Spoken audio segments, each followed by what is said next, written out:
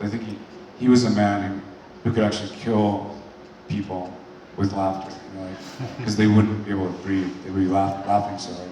So he was sort of like that. Either that was on, or he was like this. So he was very quiet, silent, or he was like trying to make you laugh. If you talked to him seriously about a subject, he was very smart. If you were as smart as he was, which I wasn't, you could engage him about art or math, or, you know. So I never really had those types of relationships with him. Usually, he was morose, and I think people have told me that there's a reason for that. I'm not sure. I think partly in my case, it might have been he didn't want me to think that he was going to be Mr. Jokester, that he was a serious actor, and he didn't want to like make me laugh.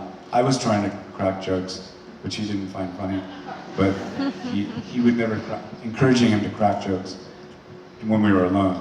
When we were on set, the crew was there, so he'd like the focus puller.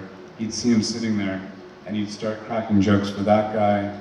Then the cameraman would laugh, and then all of a sudden the whole crew would be laughing as we were working. And I remember David Cronenberg came. We were shooting in Canada.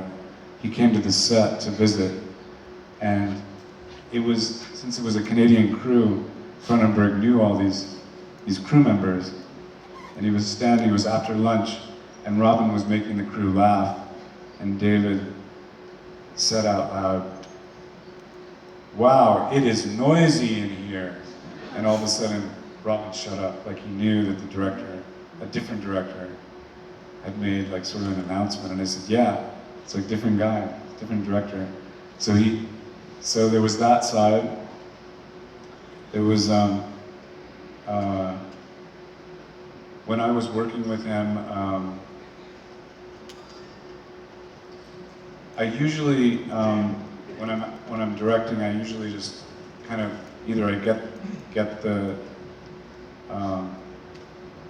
get the shot and move on, or with Robin, he always wanted to do like a funny one, a sad one, a fast one, a slow one, a medium one.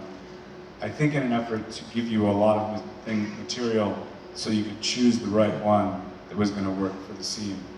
But I generally don't give like specific directions. But Robin was smart enough to just read your slight facial expressions, very slight, and he would read your mind. He would know what you liked. He would know if you were happy or not, without talking. So those are the things I remember.